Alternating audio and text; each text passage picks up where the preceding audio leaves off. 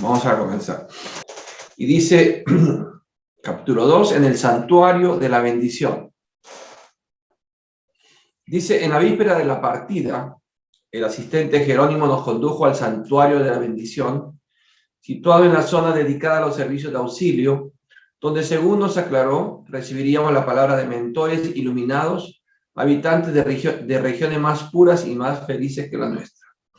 Qué interesante, ¿no? Los nombres que le dan ellos a distintos ambientes, ¿no?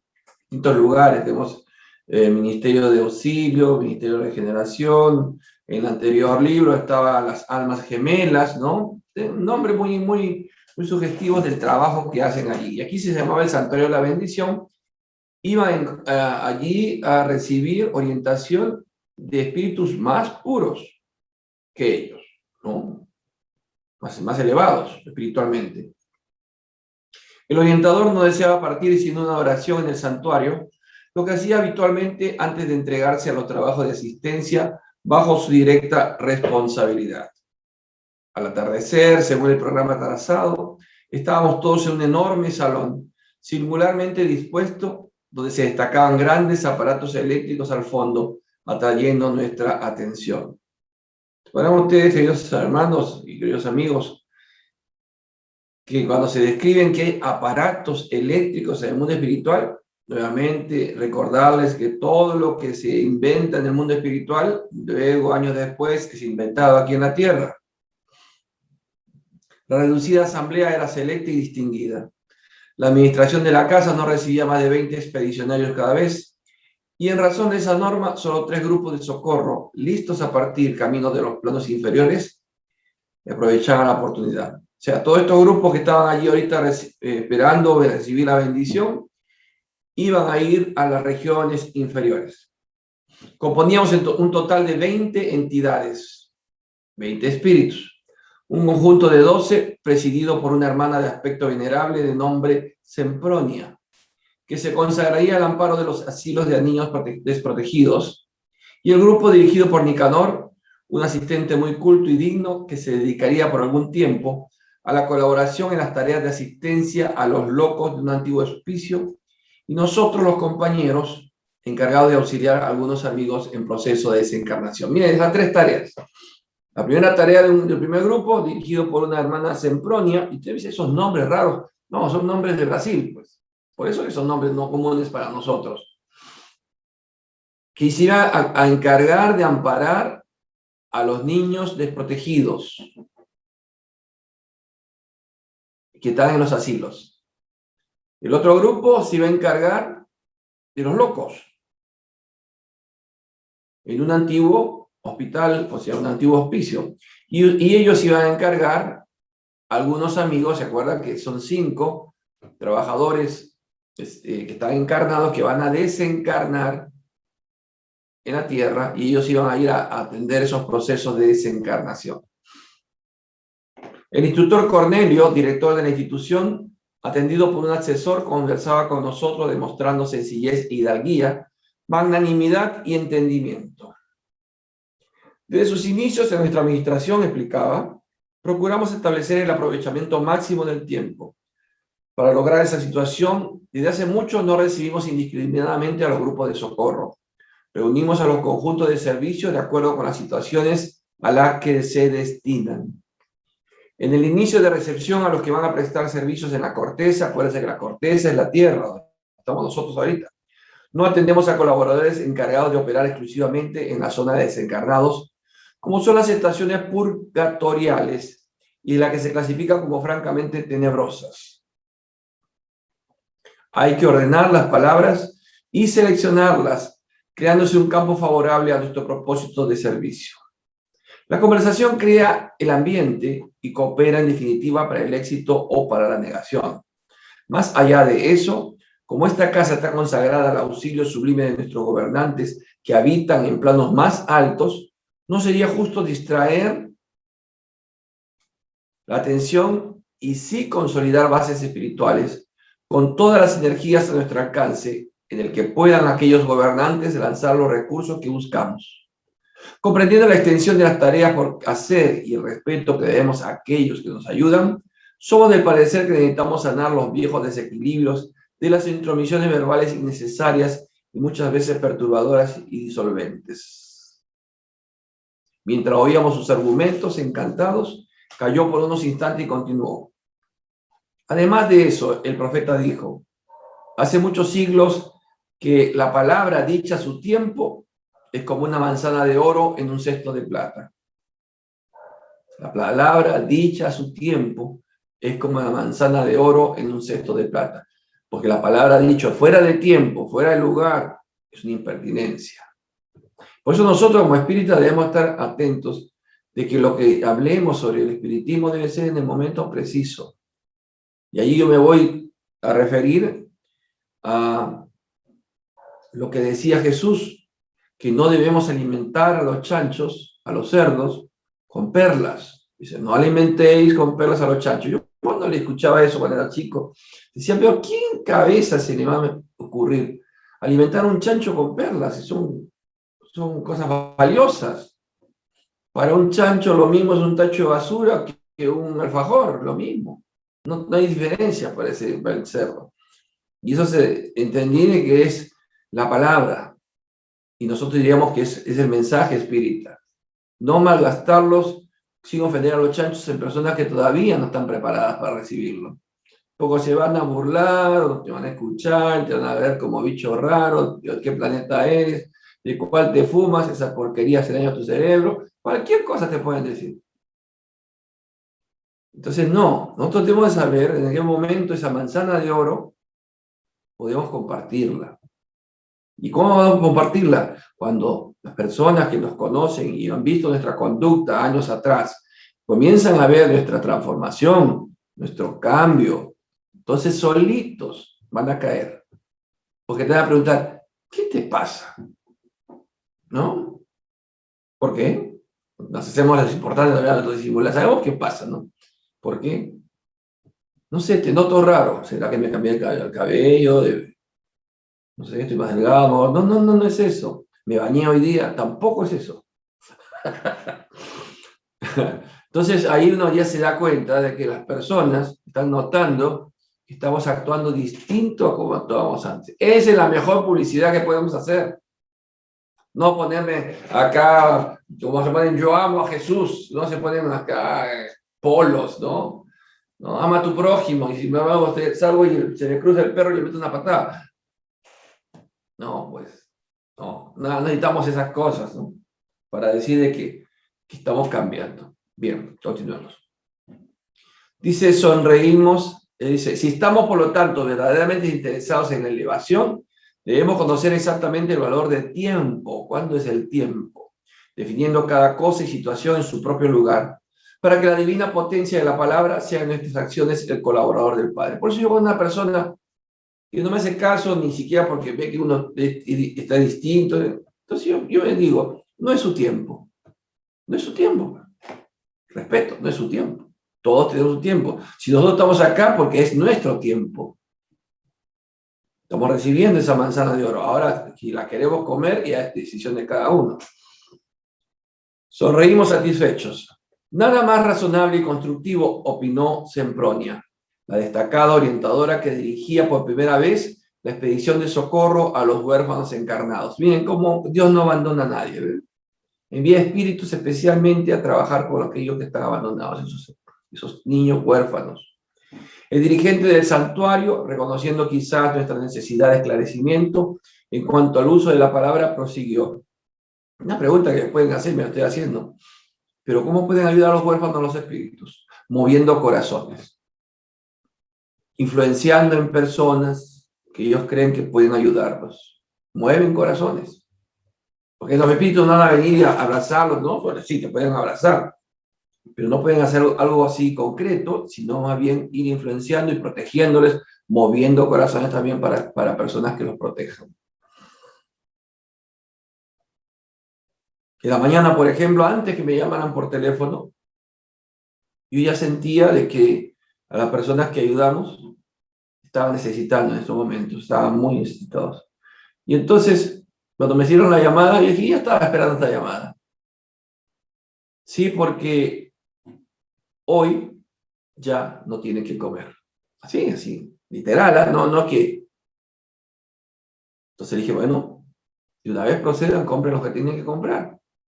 No le hablo del grupo de que estamos apoyando, otra, pero cantidad de necesitados hay, así que para escoger, cantidad de necesitados. Y entonces les llegó la ayuda. Ahí a mí, yo exijo que tomen la foto de lo que se compra, después de lo que se entrega. Confío mucho en las personas que trabajan conmigo, que me ayudan en esto. Pero siempre es bueno tener una comprobación. No saben quién es, no saben quién promueve, no hacemos propaganda. Yo no hago propaganda de que qué bueno que soy. Pero les comento a ustedes de que me sentí tan bien porque sí, supe que un espíritu me influenció ya en mi corazón, la disposición de ayudar, ¿no? Porque uno a veces remilga, ¿no? Dice, otra vez, pero si acabo de ayudarlos hace una semana. Y claro, si comen todos los días. Y ahí me dice un espíritu, me dice, ¿y tú no comes todos los días?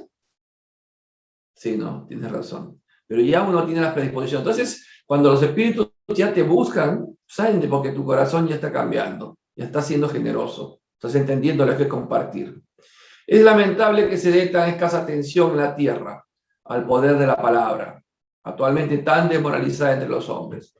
En las más respetables instituciones del mundo carnal, según informes fidedignos de las autoridades que nos rigen, la mitad del tiempo se gasta inútilmente a través de conversaciones ociosas, inoportunas, sí, se gastan.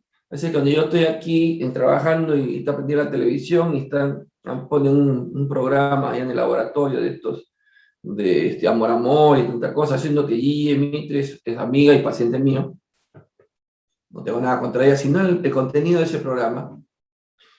Entonces yo digo, paso por allí y les digo, no pierdan el tiempo en estas cosas, de problemas de fulanito le dijo a fulanita o le hizo la fulanita, que se hizo el fulanito. Qué horror, le digo, no gasten el tiempo, por favor, apaguen eso, bájenlo cuando estoy acá, porque envenena la chismografía, interesarme en la vida ajena. Yo me intereso en la vida ajena cuando tiene necesidad y oro por esa persona, pero enterarme de sus bajezas, de sus cosas primitivas, de sus errores, no tengo oídos para eso. No tienen en cuenta nuestros hermanos terrestres que la palabra crea, mire, no tienen en cuenta nuestros hermanos terrestres que la palabra crea imágenes vivas que se desarrollan en el terreno mental al que son proyectadas, produciendo consecuencias buenas o malas, según su origen. Aquí están aseverando lo que muchos dicen, que uno tiene poder la palabra, no puede decretar, lo están diciendo que sí es verdad. Sí es verdad que uno puede crear con el pensamiento.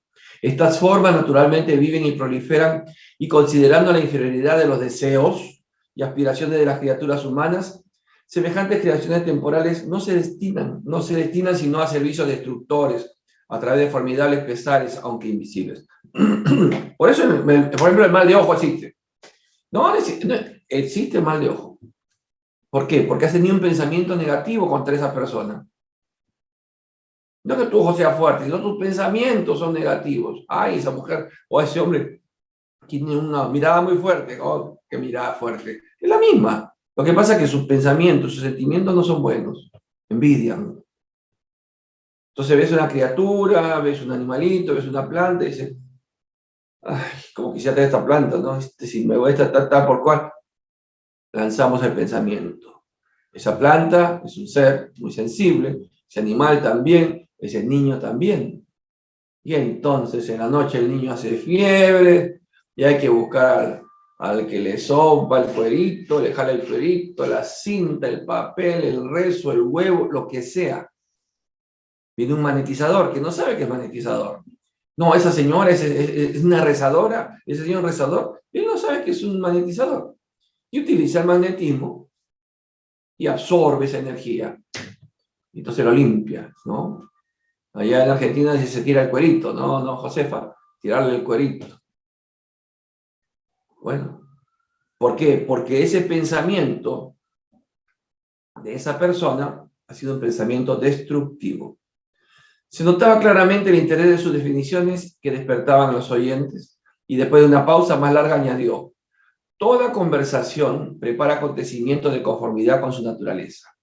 Dentro de las leyes vibratorias que nos rodean por todos lados, es una fuerza indirecta de extraño y vigoroso poder, induciendo siempre a los objetivos velados de quien asume su intención. Objetivos velados, porque tú estás con una persona, no sabes sus pensamientos, tú no sabes lo que estoy pensando. Entonces yo puedo estar pensando peste sobre ti y estoy con la sonrisa, ¿no? Sonrisa hipócrita. Y no sabemos realmente cómo estamos afectando a la otra persona. De repente, un medium sensitivo, y cuando siente eso, el ambiente dice, esto no me gusta este ambiente. No sé por qué. No, que apesta, no, puede estar con los olorcitos, pueden ponerle lo que sea. Pero uno siente el ambiente negativo de esa casa. Y ese ambiente negativo, queridos hermanos, atrae espíritus negativos. Pero me preguntan, ¿y quién atrae a esos espíritus? ¿Por qué están en mi casa? Esta casa está que un poco más pasó con un foco y se enciende por la negatividad que tienen, por el pensamiento que tienen entre ustedes. ¿Por qué no va a venir espíritus que sienten allí que son bienvenidos? Y ellos también aumentan ese tipo de pensamientos. Encargados de asumir la jefatura de esta casa, tenemos instrucciones de nuestros mayores para suprimir todos los comentarios tendentes a la creación de elementos adversos a los júbilos de la bendición divina. O sea, en ese lugar no se podía, ese santuario, no se podía tener pensamientos negativos. Por eso, gracias al amor providencial de Jesús, hemos conseguido mantener un instituto en el que nuestros mentores de lo más alto se hacen sentir. La ausencia de cualquier palabra poco digna y la presencia continua de factores verbales edificantes facilitan la elaboración de fuerzas sutiles en las que los orientadores divinos encuentran accesorios para adaptarse de algún modo a nuestras necesidades en la edificación común. Qué importante entonces cuidar por lo pronto lo que se habla en la casa. Ya que no puedes todavía controlar el pensamiento de todos los de la casa, pero al menos lo que se habla. Alguien viene con improperios, palabrotas, no, un ratito, aquí no hables eso. El idioma castellano es tan rico, tiene tanta forma de hablar, limítate, no hagas esas cosas porque por el bien de la misma casa. Y si no lo pueden hacer, porque bueno, dice, anda, te largan, bueno, uno se retira. Te retiras. Pero a la casa es chica, vas a un rato a la calle, que se ventile, que pase eso, ese pensamiento. Porque uno se puede también contaminar con eso. Hizo un gesto propio del narrador que se acuerda de un detalle importante e informó. Al empezar nuestro modesto trabajo, experimentamos muchas reacciones. Se buscaba entonces el santuario sin ninguna preparación íntima. Nuestros amigos seguían repitiendo el escenario de la tierra en que los devotos buscan los templos, como los negociantes buscan los mercados. O sea que antes tenían problemas ellos.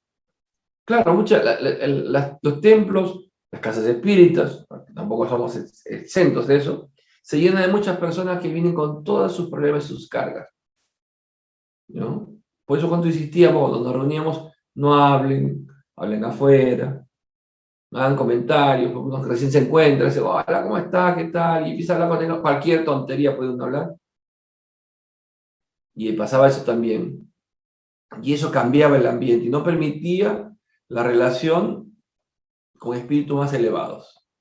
Porque dice, debíamos administrar dones espirituales como quien dirige un almacén de ventajas fáciles al personalismo inferior. Pero desde el primer día, amparados en la delegación de competencias que nos fue concedida, golpeamos a fondo el viejo hábito. Sí, también en nuestra casa espírita poníamos un equipo para recibirlos, y a veces decía, este equipo para recibirlos o para hacerte un chequeo cómo vienes vestido. Porque sentía yo que a veces hermanos, no lo decía, pero sentía que algunos no se fijaban en cómo venía vestida, especialmente mujeres, ¿no? La mujer tiene ese detalle, en una mirada así, ya te barrió. Ya sabe con rayos X qué zapato usas, si lo volviste a repetir, si son las mismas medias, el mismo pantalón, la misma blusa, que eso no le queda, el peinado, vino despeinada, se peinó, se pintó, no, se olvidó de pintarse las canas, ya están saliendo en menos de un minuto. Qué capacidad, por Dios. Las admiro. las admiro, pero allí en la casa espírita había que evitar eso, esa inclinación que tienen de... Y había. Entonces yo me acuerdo que cuando pasaba por el pasillo que llegábamos al departamento donde estaba Padre Germán, era un pasillo denso, había mucha energía densa allí. Sentía. Pero cada vez que me iba acercando más y más y más, ya pasaba el umbral de la puerta, el ambiente ya era otro, porque allí los espíritus buenos habían higienizado el pensamiento de esa zona de oración. Pero el pasillo, ay mi madre, el pasillo ahí estaba lleno de toda clase de espíritus inferiores, curiosos, malos, extraviados, sufridores, y se sentía esa, como que uno entra a un lugar donde hay mucho humo. Qué distinto, ¿no? Pero desde el primer día, amparados en la delegación de competencias, dice, golpeamos a fondo el viejo hábito. Durante algunos días invertimos tiempo enseñando la debida reverencia al Señor, la necesidad de la limpieza interna del pensamiento y la abolición de la fea costumbre de intentar el soborno de la divinidad con promesas falaces. Ay, Dios debe estar cansado con tantas promesas y mentiras que hacemos, ¿no? Señor, si me pasa esto, hago tal cosa. Y cuando te dan viene la casualidad o porque Dios quiso, te brinda lo que habías pedido, te olvida lo que habías prometido, ¿no? Y cuando sentimos concienzudamente que las lecciones estaban terminadas, iniciamos la aplicación de medidas rectificadoras. Yo tuve un pariente que se encarnó por un problema de enfisema respiratorio ya crónico, producto de su mal hábito de fumar. Fumaba y fumaba. Prendía el cigarro con el cigarro que estaba apagando, prendía el siguiente cigarro así. Y fumaba cigarro inca. El cigarro inca, esos cigarros es puro tabaco. Y estoy masando, dice, me decía, estoy masando porque no tiene filtro. La cosa de que llegó el enfisema, por supuesto, y murió. Murió una muerte clínica y lo regresaron. Estuvo minutos muerto y regresó. Y cuando regresó me contaba de que él había visto un río y él había estado cruzando el río, pero a mitad de cruzar el río, un puente, ¿no? Una zona bien bonita, fue una persona, a pesar de su vicio, era una persona buena, no era mala, pero tenía el vicio.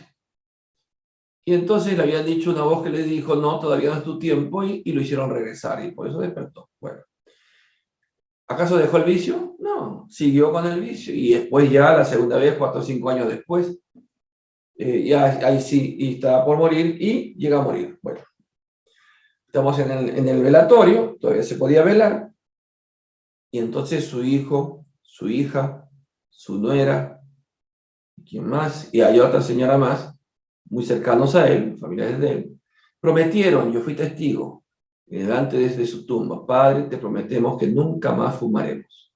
Fumaban como chinos en quiebra. Fumaban terrible. Y dejaron de fumar, ¿verdad? El primer día dejaron de fumar, me asombré yo. Son muy cercanos a mí. Segundo día, a la semana, caramba, qué bien. A los 15 días ya lo vi que uno prendió un pucho. Es un pedacito nomás, es un pedacito. Y todos empezaron así con ese pedacito. Ahora son fumadores otra vez. Son ceniceros andando.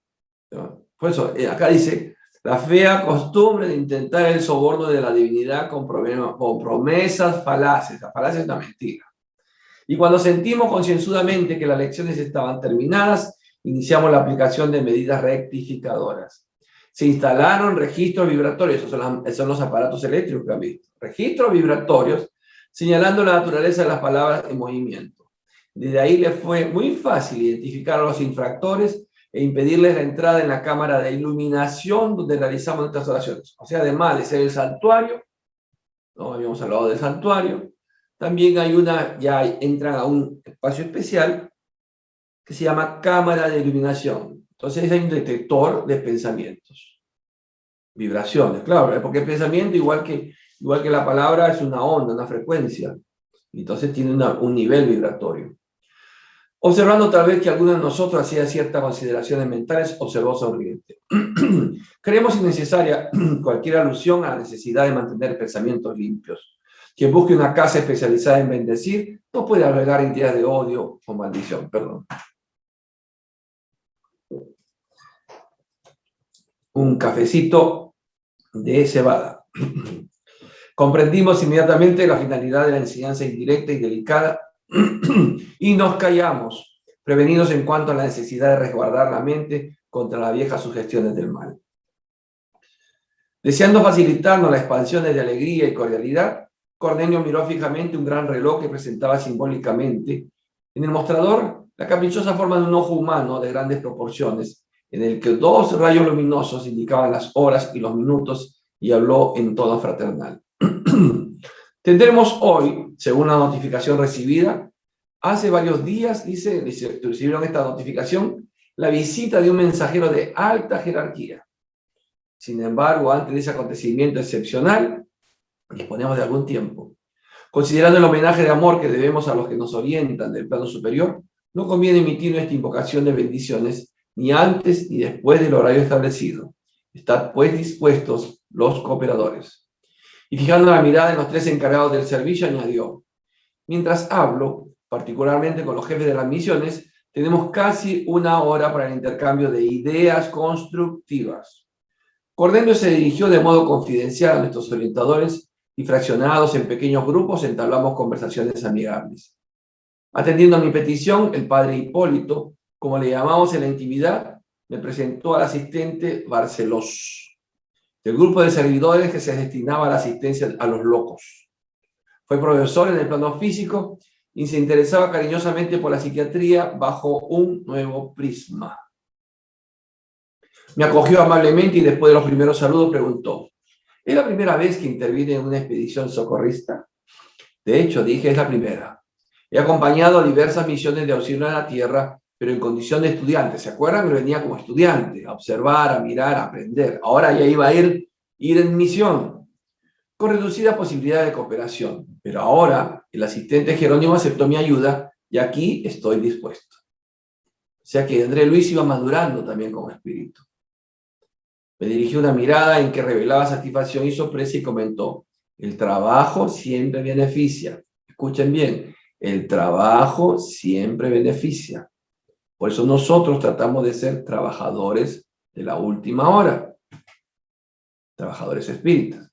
Interesado en sus informes y esclarecimientos, dije humildemente: siguiendo expediciones de socorro como aprendiz, tuve ocasión de visitar en más de una ocasión 2 antiguos y grandes sanatorios psiquiátricos en nuestro país y observé de cerca la extensión de los servicios reservados a los siervos de buena voluntad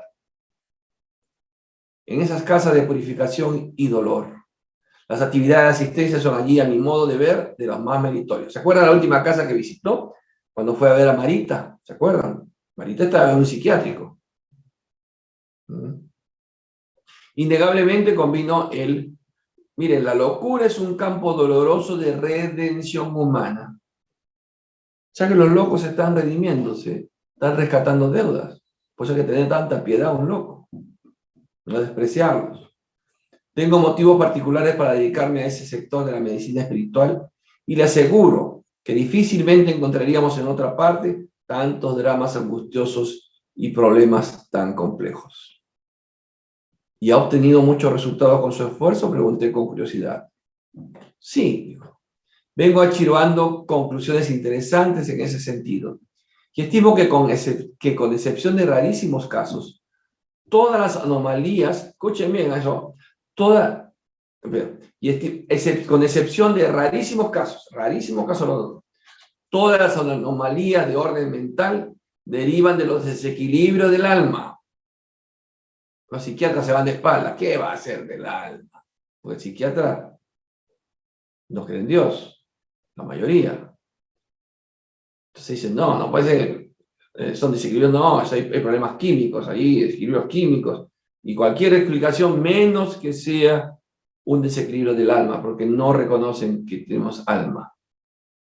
Estamos lejos de contar todavía con el número suficiente de servidores entrenados para socorrer eficazmente a los encarcelados en la cadena de las obsesiones terribles y amargas. Esto es para un tema, para hacer una clase, varias clases. Las obsesiones terribles y amargas. ¿Por qué? ¿Qué se refiere a esto? El 90%, ya antes era el 80%, ahora estamos pensando que es el 90%. El 90%, ahorro de batería, el 90% de las personas catalogadas como enfermos mentales no son casos de problemas químicos, sino que son casos de desequilibrios del alma. ¿Por qué desequilibrios del alma? Porque esas personas están atravesando procesos de obsesión. O sea, espíritus malos, ahora malos, que en una vida pasada o en 2 vidas pasadas, no interesa el tiempo del pasado, que ha hecho daño. O sea, vamos a ver el ejemplo. Yo hago daño a alguien, lo hago sufrir tanto de tal modo que inclusive hasta puedo hacer que esa persona se quite la vida. Tanto daño le hice. Ese espíritu de esa persona que desencarna tiene 2 caminos para ir cuando va al mundo espiritual.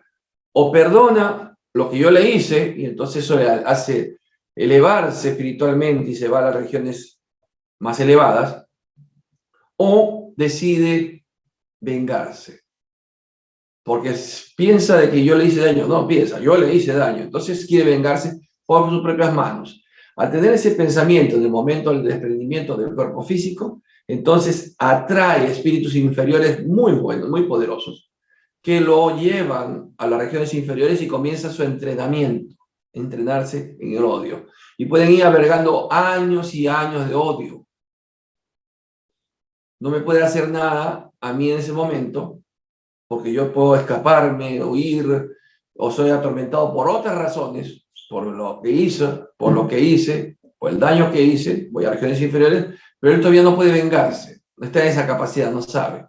Y entonces espera, cuando ya puede ser que en el proceso me arrepienta de lo que hice, y entonces la espiritualidad decide, te toca reencarnar. Entonces reencarno como una persona que ya no es lo que fui antes, no hago medianamente el daño a nadie, y estoy allí recién saliendo de mi infancia, entrando a mi adolescencia, que es el momento en que se producen los primeros ataques, cuando ese espíritu, que estuvo esperando su momento para vengarse, me localiza.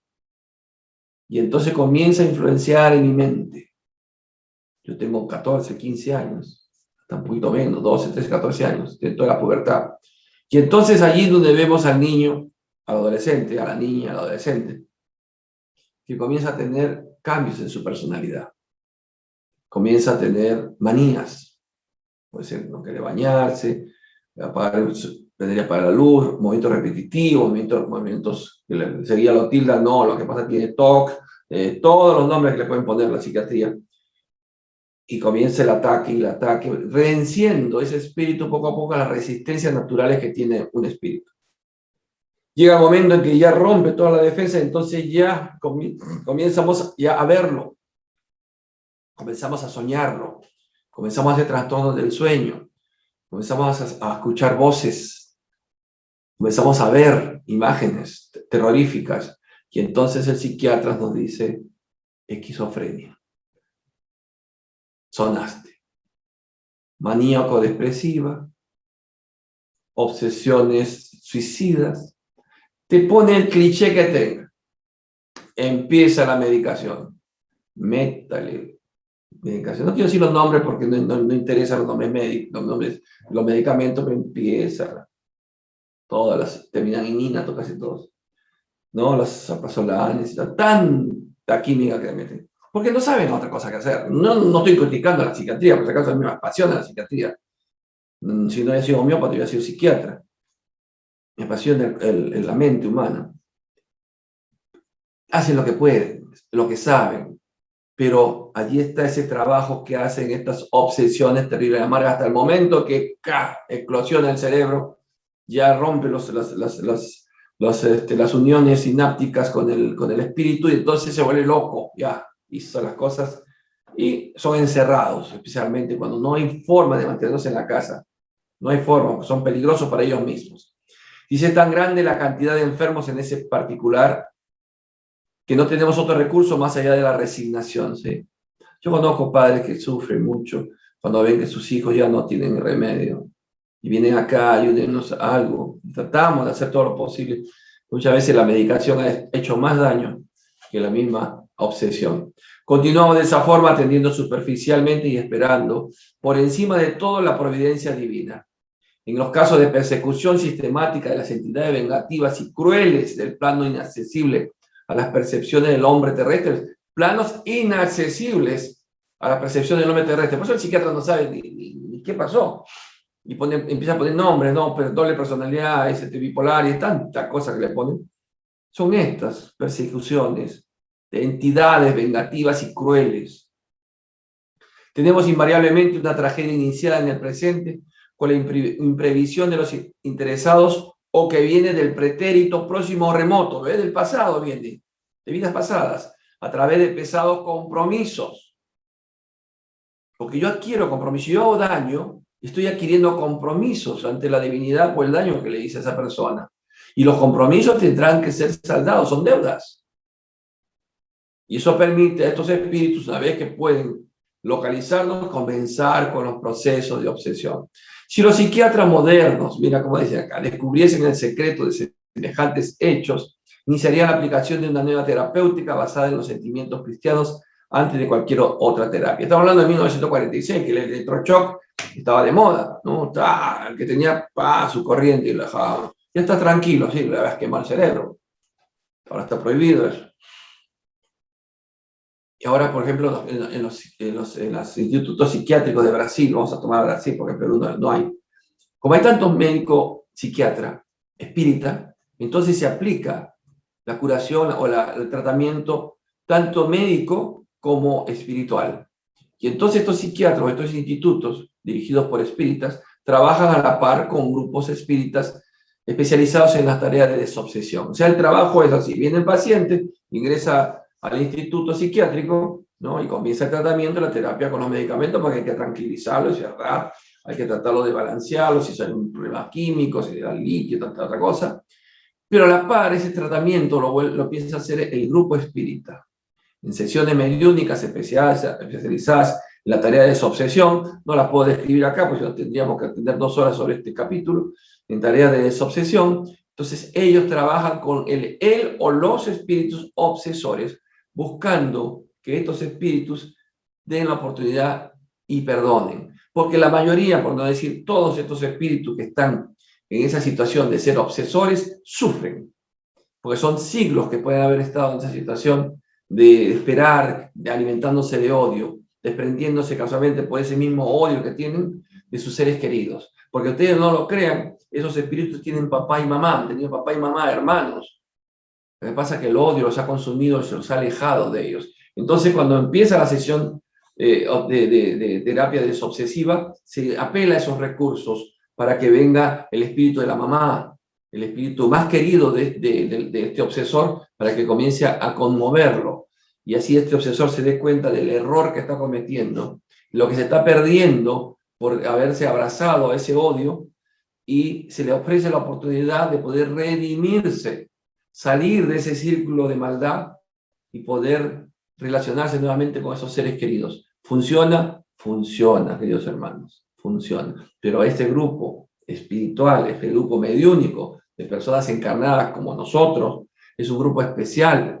Se logra con muchos años de que esas personas se dedican a esta tarea, primero reformándose moralmente, no pueden tener ninguna tacha, porque lo único que respetan los espíritus, por más perversos que sean, es el nivel moral de la persona, la intención de la persona. Entonces, por eso pueden hablar con estos espíritus. Si nos ponemos a hablar cualquier medium con este tipo de espíritus, el espíritu te puede hacer muchísimo daño.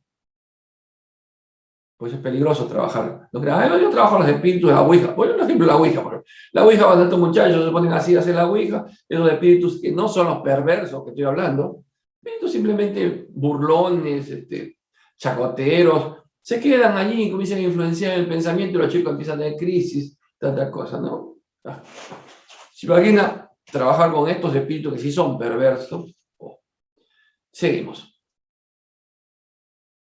Si los psiquiatras modernos ya habían visto eso, ¿no? Recordé los servicios de asistencia a los obsesionados que había observado atentamente y dije, examiné algunos casos torturantes de obsesión y posesión que me impresionaron sobremanera por la casi completa unión mental entre los verdugos y la víctima. ¿Se acuerdan en las clases anteriores, el libro anterior, cómo se había unido el espíritu obsesor con Nemesio, por ejemplo, ¿no?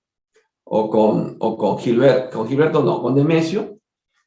En el caso de Moreira, ¿se acuerdan? ¿O no se acuerdan? Esa clase fue hace 2 semanas. El espíritu de Moreira, que obsesaba clase, como fácilmente, yo tengo una memoria de elefante, tengo, ya, la cabeza menos. Barceló se esbozó un significativo gesto y añadió: es la terrible historia viva de los crímenes cometidos en secuencia permanente. Los cómplices y personajes de esos dramas silenciosos y muchas veces ignorados por otros hombres, antecediendo a las comparsas en el camino de la muerte, vuelven amedrentados a la convivencia con los suyos, vista las siniestras consecuencias con que se enfrentan más allá del sepulcro. Se agarran instintivamente a la organización magnética de los compañeros encarnados, aún en la corteza, viciando su centro de fuerza. ¿Ven cómo van ellos trabajando? Relajando sus nervios y acelerando el proceso de extinción del tono vital, porque tienen sed de las mismas compañías junto a las cuales se lanzaron en pleno abismo. Exhiben siempre cuadros tristes y oscuros, donde se destaca la piedad de muchas almas redimidas que vuelven de lo alto en compasivos gestos de intercesión y socorro urgente. Dios no abandona a sus criaturas, así que no abandona a los huérfanos, tampoco abandona a aquellos que caen en esta pendiente que es la locura. Imprimió a las consideraciones una ligera pausa y prosiguió. Pero observo, especialmente en la actualidad, otra faceta de este tema. Antes de mi vuelta al plano espiritual, hambriento de nuevas informaciones referentes al psiquismo de la personalidad humana, examiné atento la doctrina de Freud, impresionado con las variaciones psicológicas de los caracteres juveniles, bajo mi observación directa, y apasionado por la solución de los profundos enigmas que envuelven a la criatura terrestre, encontré en el psicoanálisis un mundo nuevo. Sin embargo, por más que yo estudiase la prodigiosa colección de los efectos, jamás alcancé la tranquilidad completa en la investigación de las causas, en el círculo de los fenómenos en el examen. Discípulo espontáneo y distante del eminente profesor de Friburgo, solamente aquí pude reconocer los hilos que le faltan al sistema explicativo de los orígenes de psicosis y desequilibrios diversos, los complejos de inferioridad, la represión, la libido, las inmersiones del subconsciente no constituyen factores adquiridos en el corto espacio de una existencia terrestre. Y sí, característico de la personalidad proveniente de las experiencias pasadas. Dice Sigmund Freud que si él hubiera tenido el coraje o la importancia de leer el libro que le llegó cuando era joven sobre el espiritismo, él está en el tiempo de la entrega de los primeros libros, el primer libro de los espíritus, él no lo leyó. Y cuando lo lee 20 años después, dice, si hubiera leído esto al principio, no hubiera existido el psicoanálisis. Fíjense. Porque el psicoanálisis se queda cojo. Falta esta parte, la parte de la importancia, de dónde viene la causa. La causa es de vidas pasadas. El subconsciente es de hecho el almacén dilatado de nuestros recuerdos y la reserva de las emociones y deseos, impulsos y tendencias que no se proyectaron en las realizaciones inmediatas. No obstante, se extiende mucho más allá de la zona limitada de tiempo en que se mueve un cuerpo físico. Ese es el gran error que tiene la medicina, especialmente la psiquiatría, especialmente el psicoanálisis. Utiliza solamente un espacio del tiempo de nuestra total eternidad. Somos espíritus eternos. Y solo toma el pequeño espacio, 10, 20, 40, 50, 80 años, 100 años lo más. Eso, como nuestra primera experiencia y única existencia, única vida. Y entonces no puede explicarse. Y Freud intentó encontrar el subconsciente, pero no encontró el subconsciente espiritual, no fue más allá, porque el subconsciente espiritual está también grabado todas estas experiencias de vidas pasadas. Cuando yo empiezo a hacer el diagnóstico de una enfermedad y voy retrocediendo en el tiempo y veo que está en otra vida, en otra existencia, y encuentro esa otra existencia, una experiencia que lo traumatizó de tal manera que ese espíritu lleva impregnado en su memoria espiritual y la vuelca en esta nueva encarnación, causándole complejos, causándole miedos, causándole fobias. Entonces dijo, la curación no está aquí, la curación está más atrás. Eso le faltó a Freud, porque no leyó el libro de los espíritus cuando se le llegó a sus manos. Libre albedrío. Representa, dice, la estratificación de toda la lucha con las adquisiciones mentales y emotivas que le fueron consecuentes, después de la utilización de varios cuerpos. La reencarnación. Ay, la reencarnación, qué cosas, qué piensas. Ay, tú eres esos locos metafísicos. No soy ni metafísico, nada, soy espírita. Y la comunicación que le estoy dando son comunicaciones que nos han dado los mismos espíritus. pues faltan las teorías de Sigmund Freud y sus sucesores, la noción de los principios de la reencarnación y el conocimiento de la verdadera localización de los disturbios nerviosos, cuyo inicio es muy raro que se verifique en el campo biológico normal, sino en el cuerpo perispiritual preexistente, portador de serias perturbaciones congénitas en virtud de las deficiencias de naturaleza moral, cultivadas con desvarío, apego por el reencarnante en las existencias transcurridas. Entonces usted puede decirme, pero ¿cómo? ¿Estas enfermedades congénitas que tienen un origen en otras vidas, otras existencias? Sí, porque son consecuencias. Si viene un niño con un problema de parálisis mental, no es un error de Dios, es una consecuencia, porque ese niño que ahora lo ves inocente, como una planta que ni habla, ni sabe, ni se va a expresar nunca, pero vive. Entonces vamos a ver de qué pasó en su vida pasada. En su vida pasada fue un suicida. Entonces es una consecuencia que ese niño esté allí, que te dice, ¿para qué sirve? Dios, ¿qué cosa pasó? ¿Te descuidaste? ¿Se te escapó uno? No. Consecuencia de un suicidio. De un acto trae la consecuencia.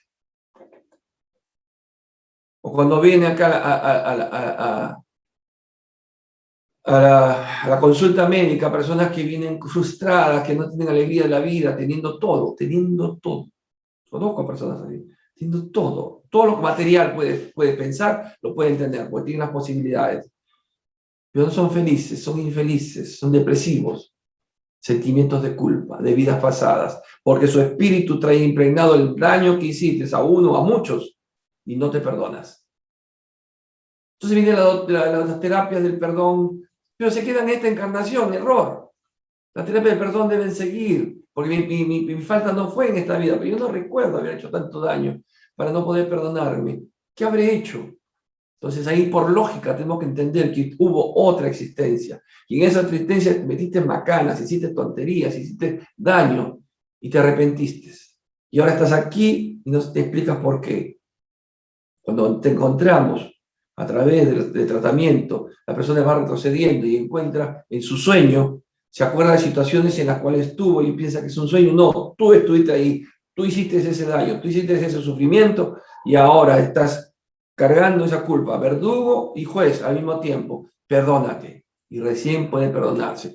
Y cuando se perdona a uno, aunque no lo crean, se acabaron las varices, se acabó la presión alta, se acabó las angustias, se acabó los miedos, porque lograste perdonarte, cerraste esa herida. Yo el día de ayer tuve la oportunidad de hablar, no pongo nombres, pero con personas a las cuales yo consideré que les hice daño, que no tuve en el momento que debía estar, y entonces tuve, y me costó mucho, pero después no me costó nada, porque inclusive un espíritu vi al lado de uno de ellos. Y dije, ¿y este está acá? Y no era un espíritu malo, era un espíritu bueno, que me sonreía y me inspiró a que siguiese hablando. Y tuve la valentía, porque hay que ser valiente para pedir perdón. Hay que ser valiente, porque uno tiene que someter su orgullo. Porque el primero en justificarse es uno. Ah, pero yo hice eso porque me hizo tal cosa. Enseguida el ping-pong, ¿no? Yo actúo así porque no. Yo no estoy para perdonar. Que me venga a pedir perdón primero. No. Pide perdón. Y sentí cómo y la sonrisa de ese espíritu, que es el mentor de esa persona, me dio la tranquilidad que necesitaba. Fíjese. Yo que pensaba que ya había terminado todos los perdones que tenía que pedir. Todavía faltan. Y después mi mentor en la noche me dice, ¿cómo te sentís? ¿Cómo te sientes? Y me siento tranquilo. Faltan más, me dice. Y te lo pondremos delante tuyo, como prueba. Y nos pone delante nuestro aquello que tenemos que pedirle perdón. Porque cuando uno le dice, bueno, de lejos, ya le pedí perdón, ya. ¿Se lo pediste cara a cara? No, en mi oración me puse, Señor, perdón, porque no te atreves a pedir perdón, el orgullo. Oye, este capítulo no va a terminar, me parece. Estoy muy hablador, pero vale la pena. Dice, la psicosis del sexo, miren, las tendencias innatas a la delincuencia están bien estudiadas por Lombroso, otro psiquiatra.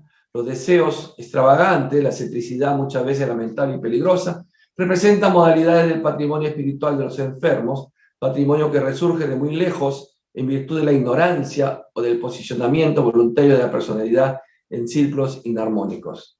Se estableció entre nosotros una pausa que aproveché atentamente, organizando mis pensamientos sobre el asunto, considerando los argumentos constructivos que el asistente había enumerado en beneficio de mi propia iluminación. Recordé mis escasos conocimientos de la doctrina freudiana y volví mentalmente al consultorio, donde muchas veces venían amigos atacados de extrañas y desconocidas enfermedades mentales a buscar ayuda de mis pobres nociones de medicina, a pesar de mi falta de especialización en tal sentido. Eran maníacos, histéricos, esquizofrénicos de variados matices, en cuyos cerebros aún existía bastante luz para la peregrinación a través de los libros científicos. Habían devorado las enseñanzas de Freud, pero si las teorías eran valiosas por los elementos de análisis, no ofrecían socorro alguno que fuera sustancial y efectivo al enfermo. Porque si realmente el psicoanálisis fuese la solución, entonces ya no habría ningún problema. Vamos al psicoanalista, hablamos un montón y listo, ya estamos finitos, limpios. No es así, porque el psicoanalista no toca las partes del alma. Entonces si vamos a un sacerdote, el sacerdote está más perdido que huevo en ceviche. Ni sabe ni tiene idea de lo que es el mundo espiritual. Descubrían la herida sin traer un bálsamo curativo. Indicaban el quiste doloroso, pero se sustraían al bisturí de la intervención benéfica. Por eso mismo las explicaciones de Barcelós, si fueran aprovechadas por médicos cristianos en la corteza planetaria, podrían completar el trabajo benemérito que la tesis freudiana llevó a los círculos académicos. Pero antes de formular nuevas consideraciones íntimas, dijo: tengo mi responsabilidad junto a los desequilibrados mentales. Sin embargo, mi mayor esfuerzo últimamente se desarrolla en la región donde se inspira a los médicos humanitarios. Por eso los médicos recibimos inspiración. ¿Cuántas veces, bueno, todos los días, amigos, me inspiran, pero yo tengo que hacer una oración? Tampoco soy que cosa, ay, David, sí, tiene que venir todos los médicos a ayudarme. No, con humildad, una oración, pidiendo a Dios protección, amor, y que me puedan inspirar, si Él quiere, espíritus buenos. El orgullo, siempre el orgullo, que no, ya no necesito pedir, ya están acá, si son mis patas. Pedir con humildad, y los médicos deben hacer eso, para que los candidatos involuntarios a la perturbación sean auxiliados a tiempo. Entonces ellos inspiran a los médicos para que la medicación, el tratamiento, sea lo mejor orientado posible. Después de verificar la locura propiamente dicha, en la mayoría de los casos, terminó el proceso de desarmonía psíquica. Ya no hay más desarmonía, ya se perdió. Entró en la faceta de locura. Es muy difícil restaurar perfectamente a los alienados con ficha reconocida, aunque sea incesante nuestra batalla por el establecimiento integral de un posible porcentaje de enfermos. Llega un momento que no hay regreso. Ya el cerebro, o sea, las conexiones sinápticas del espíritu con el cerebro ya se rompieron. Entonces ya es un obsesor el que maneja ese cuerpo. Antes del desequilibrio completo hubo enormes periodos en que la ayuda del psiquiatra podría haber sido providencial y eficiente. ¿No será, por tanto, un gran trabajo orientar de manera indirecta al médico bien intencionado para que auxilie al probable alienado a tiempo, empleando la palabra reconfortante y el cariño restaurador? Un incalculable número de personas permanece en el plano físico, intentando la solución de los problemas relativos al propio ser. Yo tengo un pacientito que su mamá siempre me llama: doctor, quiero que gotitas no, día gotitas no, porque tiene. Quiero que le llame la atención a fulanito. ¿Por qué? Porque no quiere bañarse. A ver, pásame a fulanito. Y me pongo: papá, fulanito tiene 28 años, es un niño, pero actúa todavía como niño, tiene caprichos. A ver, vamos a hablar a Joselito. A ver, Joselito, ¿qué pasa, Joselito? Ay, no, doctor, lo que pasa es que tengo frío, tengo flojera, no te has cambiado la ropa de creo que 15 días y no te has bañado. ¿Quién te aguanta? Hasta aquí apesta. Y yo últimamente estuve con él. Fíjate, apesta hasta acá, llega tu olor hasta acá. ¿Llega hasta allá? Hasta acá llega, apestas. Báñate, cochino, báñate y cámbiate de ropa. Tienes un montón de ropa. Sí, pero la ropa que me gusta es esta. Entonces lávala y te la vuelves a poner. Pero báñate. Mañana te vuelvo a llamar. Y lo llamo nuevamente al día siguiente. Y ahí lo veo bien bañadito. Uy, te veo hasta más clarito, te veo. Le hago una broma. Ay, doctor, ya usted lo veo como un padre. Así me ve. Entonces vas a tomar tus medicamentos y vas a ponerte bien por aquí y por allá. Esa es la labor de un médico, ¿no? Que tiene deseos y buena intención para ayudar a estos jovencitos, a este joven o a este mayor. Un incalculable número de personas permanecen en el plano físico, intentando la solución de los problemas profundos relativos al propio ser, relacionando las conclusiones de los tratadistas humanos, cuyos puntos de vista divergen en los pormenores. Y tenemos en la esfera de la perfección terrestre 5 clases de psicosis, la naturaleza paranoica, la perversa, la mitomaníaca. Hoy tenemos un mitomaníaco, sí, conocido, que fue presidente, no digo nombre, ¿no?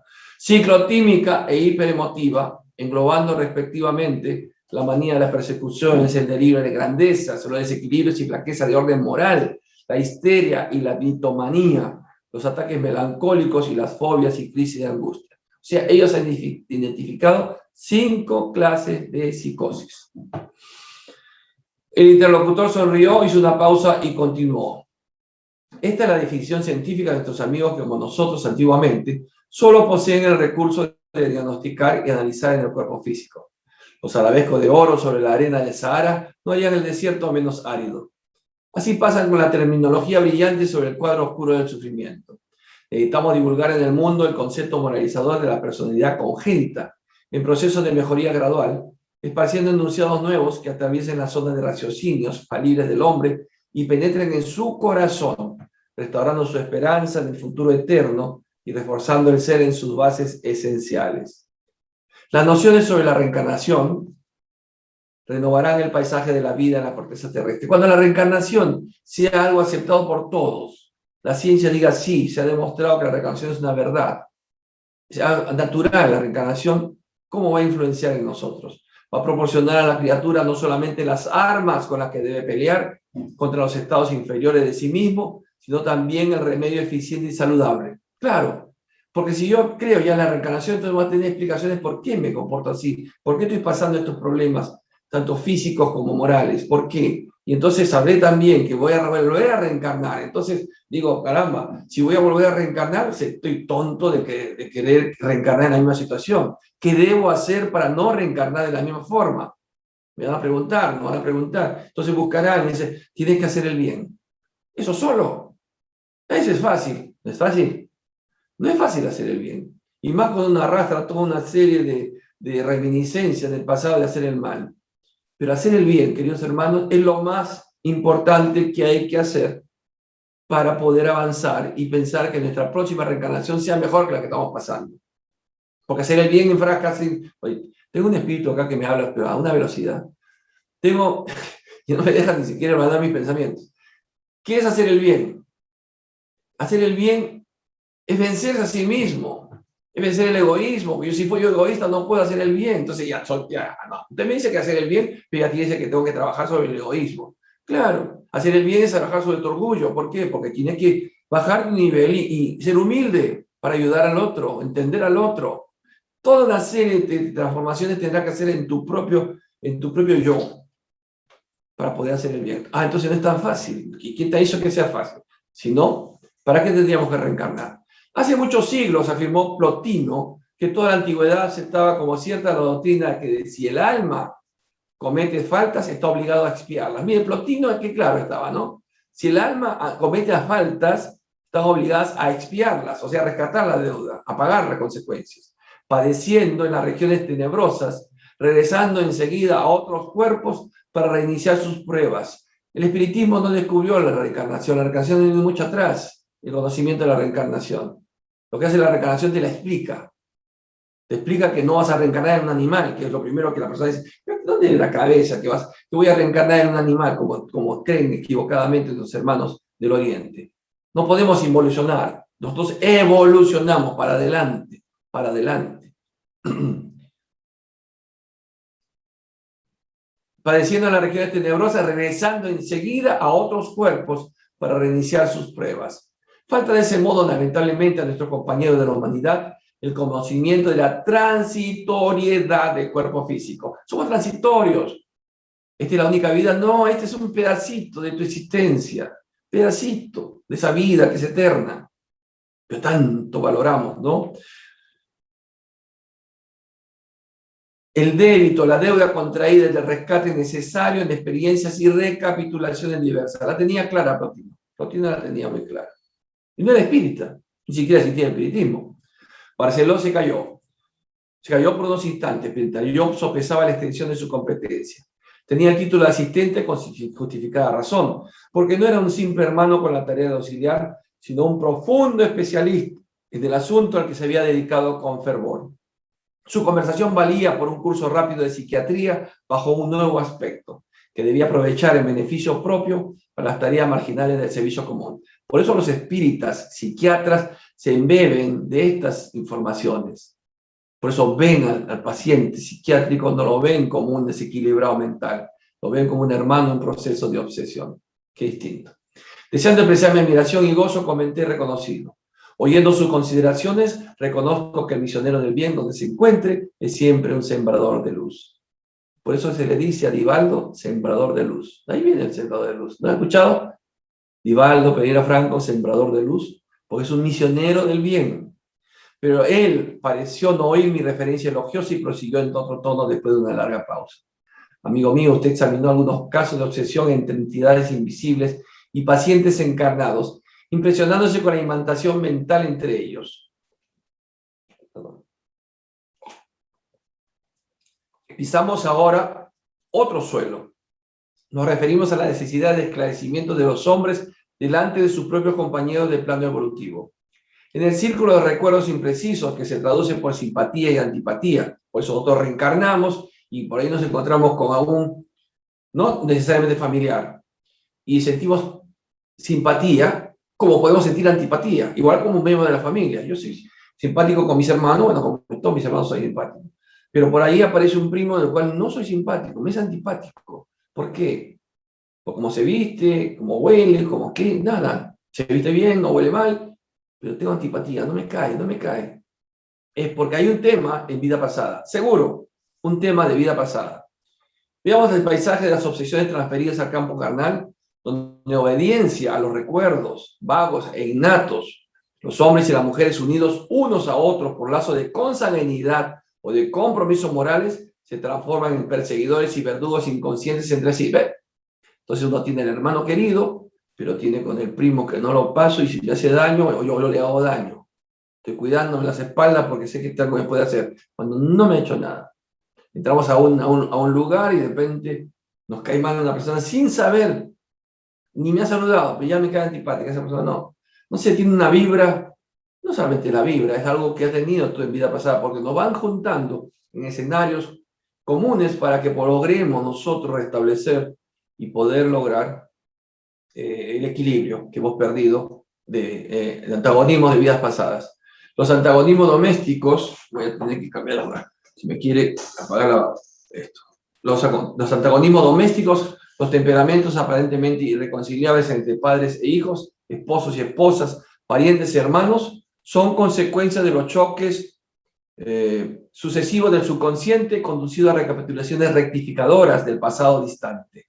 Congregados de nuevo en la lucha expiatoria o reparadora, los personajes de los dramas que se fueron pasan a sentir y a ver en la pantalla mental dentro de sí mismos situaciones complicadas y escabrosas de otra época, a pesar de los contornos oscuros de los recuerdos, cargando consigo fardos pesados de incomprensión, actualmente definidos como complejos de inferioridad, identificando en sí cuestiones y situaciones íntimas, incapaces de ser comprendidos por los demás. El espíritu reencarnado que adquiere recuerdos del propio pasado, sin ninguna precisión, se hace candidato inevitable a la locura. Entonces, esas imágenes que vienen de nuestro subconsciente espiritual y se van apareciendo, van haciendo, minando nuestras defensas, logrando esos complejos de inferioridad y poco a poco vamos perdiendo la razón, entrando en esos campos inevitables de locura.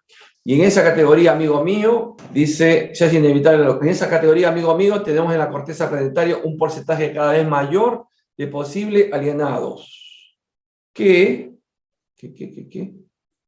a su vez se mantienen en posiciones opuestas a la verdad, presos a los conceptos académicos y a las rígidas convenciones de los preceptos oficiales. Eso en particular son los pacientes que interesan más de cerca mis estudios personales. Son las víctimas anónimas de la ignorancia del mundo, los desafortunados, absolutamente desatendidos, que de locos incipientes siguen poco a poco camino del hospicio o del lecho de enfermedades ignoradas, tan solo porque le falta el agua viva de la comprensión y la luz mental, que le revelen la senda de la paciencia y la tolerancia en favor de su propia redención. ¿Y son muchos esos casos angustiosos?, pregunté, por falta de argumentos a la altura de consideraciones oídas. El asistente sonrió y comentó, amigo mío, la extensión del sufrimiento humano en ese sentido se confunde también con lo infinito. Hay cantidades de personas enfermas mentales. cantidades. Usted piensa que no, porque no conocen, pero los psiquiátricos están llenos. En la calle, ¿cuántas veces vemos al loco de la calle? Están allí. Barceló sí iba a proseguir, pero repicó. Una campanilla sonó, que nos convocaba para los preparativos de la oración y atendimos a la llamada. Ahí quedó. Muy bien. ¿Preguntas hasta ahí? Perdón. Sí, doctor. Al mudarme de casa, ¿puedo limpiar ese ambiente? ¿Cómo proteger a los niños sensibles? Te vas a mudar de casa, una casa nueva, no sabes quién vive ahí. Sí, la oración, la lectura del Evangelio. Si tú eres una persona que estás ya llevando el cuidado de tu pensamiento, de tu accionar, eres una persona que practica el bien, tu propia presencia ya limpió la casa, porque tú vas a ir acompañado de buenos espíritus. O sea, no es necesario ahí que tires humo, hagas rezos. Tu comportamiento ya es suficiente para que tú y tu casa estén protegidas. Tú y tu casa protegidas, eso lo dice inclusive el Evangelio. Dice, si uno de la casa es un justo, o sea, menciona justo, o sea, que hace las cosas correctas, él es bendición para la casa. Porque habrán espíritus buenos que acompañan a la persona que está en el camino del bien. Y los espíritus atrasados, al ver que ingresa, estos espíritus se alejan, solitos se alejan. Y los espíritus buenos, al ver que hay estas entidades inferiores, tratan de ayudarlos, de aconsejarlos, y como no los soportan, se retiran. Ya limpiaste la casa. Ahora, si en la casa comienza a haber manifestaciones, entonces primero examínate tú. ¿Cómo estoy yo, primeramente? ¿Cómo estoy yo? No, que dice que fulanito está rodeado de sus espíritus, allí, ese es su ambiente. Pero si en tu propio ambiente todavía te siguen perturbando, entonces, ¿qué pasa? ¿Por qué ese espíritu puede irrumpir en tu propio ambiente? Quiero decir, en tus pensamientos, ¿no? Ese es tu ambiente. Tus pensamientos, te empiezas a enfermar, te empiezas a tener problemas de relación con otras personas, te enojas fácilmente. Entonces, vamos a ver cómo están mis defensas. Entonces ahí me doy cuenta que todavía albergo sentimientos negativos, que todavía tengo rencor, tengo resentimientos, que todavía no he perdonado o no he sido capaz de pedir perdón. Esos son resquicios donde pueden penetrar el pensamiento de estos espíritus inferiores. Entonces, primeramente, ordenemos nuestra casa interior. Y ese entrenamiento de la casa interior va a influenciar más a todo el resto de la casa. Entonces, esos espíritus que están ahí se mantienen, no, mejor nos vamos de aquí porque fulano, fulana está bien protegido. No nos gusta acá, no nos gusta la limpieza, no nos gusta la luz, porque la luz la emites tú. Y así proteges a los niños, pues a los pequeños. Los proteges así, hasta que ellos tienen edad de poder hacer sus propias oraciones. Pero cuando son bebitos, chiquitos, tú eres la mamá o el papá, el protector de ese infante. Pero una vez que ya le enseñaste, porque es tu obligación enseñarle a orar, a amar a Dios, a entender que existen buenos espíritus, entonces si ellos hacen su oración, ya es también responsabilidad de ellos mismos de protegerse. ¿La hipnosis a vidas pasadas podría servir para curar esas fobias o enfermedades traídas de otras vidas? Sí. Las regresiones, ¿no? A veces de la hipnosis. Sí. La hipnosis, es también las regresiones que hacen de vidas pasadas, es una hipnosis. Y sí sirve, pero hay mucho falso, pues, mucho farsante que hace eso. Porque te cobra una cantidad de dinero para que sepas de tu vida pasada. En Brasil hay un instituto especializado en estas tareas, dirigido por espíritas, pero hacen un estudio muy serio, es muy serio el trabajo que hacen ellos. No cualquiera está preparado para una regresión, por si acaso. Yo quiero saber si fui príncipe, si fui rey, si fui conde, todo el mundo quiere ser. Y cuando sabe que ha sido un ser vil, a nadie le gusta que le digan eso, ¿no? Pero como no hay una referencia, un parámetro para tener la certeza de lo que te está diciendo de verdad, no lo pueden hacer. Cuando yo quiero saber de la vida pasada de alguien, me hacen ver esos registros pero hasta lo que ellos quieren. Tampoco puedo agarrar y empezar a ojear y chismear toda la vida. Lo importante, lo preciso para el tratamiento. Eso es lo que me permiten entrar. Al menos en mi experiencia en terapias así regresivas es lo que puedo decir sinceramente, porque no hay más, no puedo leer más. Me hacen leer lo más importante.